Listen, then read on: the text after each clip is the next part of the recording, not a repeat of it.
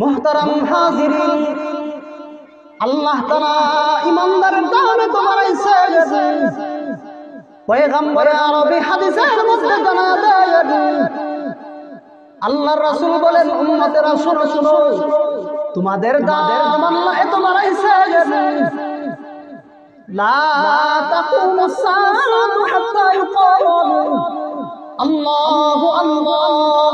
আমার একজন উম্মত পৃথিবীর মধ্যে থাকা অবস্থায় আল্লাহ আল্লাহ বললে বলে একজন ইমানদার পৃথিবীর মধ্যে থাকা অবস্থায় আল্লাহ তাআলা এই পৃথিবীটাকে কিয়ামত ঘটাইবেন না। সুবহানাল্লাহ।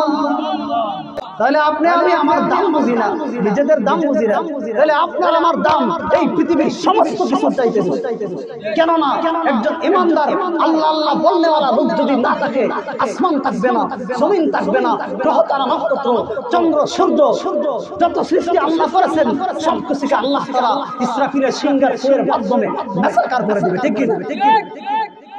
আল্লাহ তাআলা সব ধ্বংস করে দিবেন ইমানদার যদি পৃথিবীর মধ্যে না থাকে। তাহলে একজন যদি আপনার এই পৃথিবীর মধ্যে থাকে যে আল্লাহর নাম নেয়, রাসূলের তরিকা অনুযায়ী চলে, তাহলে আল্লাহ পৃথিবীটা কিয়ামত ঘটাইবেন। তাহলে আপনার আমার দাম কত? সুবহানাল্লাহ। একবার চিন্তা করছেন? আপনি আমি নিজের দাম বুঝি না, নিজের মর্যাদা বুঝি না।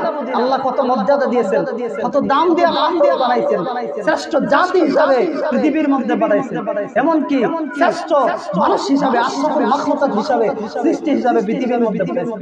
আর আপনি আমি নিজেকেই চিনতে পারলাম, আপনার আমার ব্যবহার চেঞ্জ করতে পারলাম না, পরিবর্তন করতে পারলাম না, আল্লাহ এবং তার রাসূলের বিধান অনুযায়ী চলতে পারলাম না, হিংসা বিদ্বেষ মারামারি বায়ে বায়ে এগুলোই জানতে পারলাম না, নিজেদের দাম আমরা বুঝলাম না, নিজেদেরকে চিনলাম।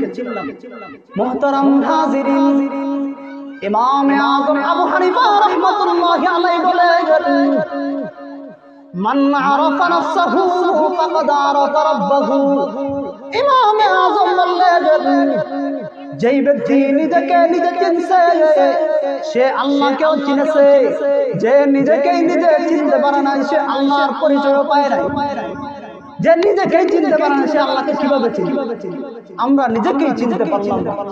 আল্লাহ তাআলা এত দাম দিয়ে এত দামি করে বানাইছেন, এত সুন্দর অবয়ব দিয়ে আকৃতি দিয়ে বানাইছে।